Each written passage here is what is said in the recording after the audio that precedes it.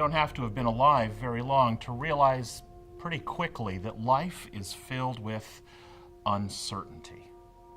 You and I are created with remarkable gifts and capacities, but we're still pretty limited, aren't we? And it doesn't take too long to realize that we really aren't in control of everything.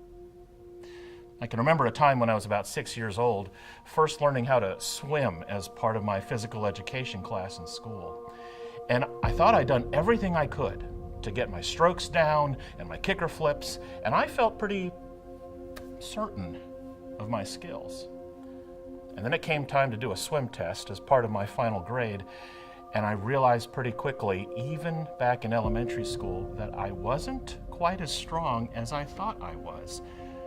And if it weren't for a classmate named Jason who saw me bobbing and gasping, I'm not sure where I'd be today.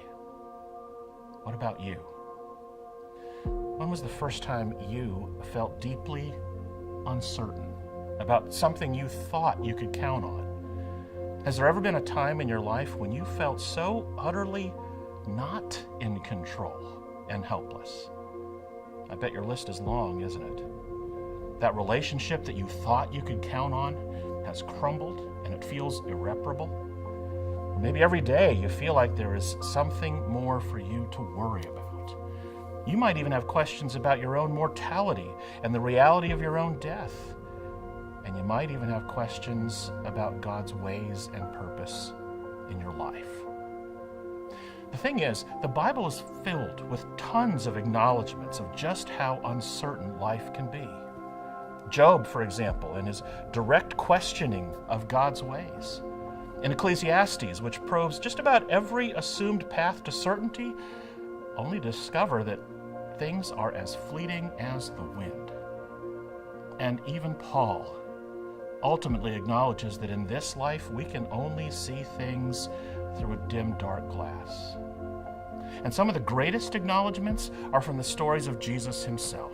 Like in Mark's gospel, we hear the story of a man whose daughter was so sick, and the only thing that he knew to do with that uncertainty was to reach out to Jesus. And he said, "Lord, I believe. Help my unbelief."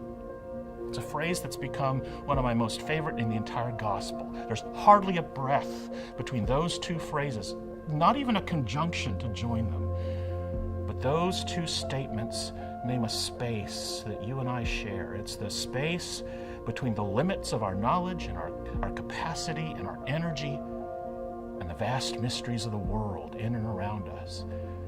And as much as we might like to think that we can do anything and be anything, there is still so much more that we can't know or do for sure. And we'll do just about anything to change that space and to reach out for what's there.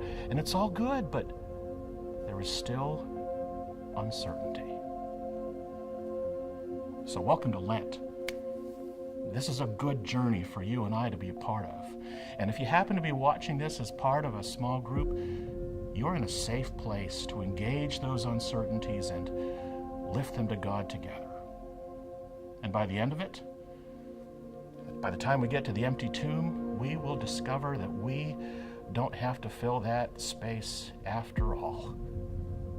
God has already done it. And God will do it again.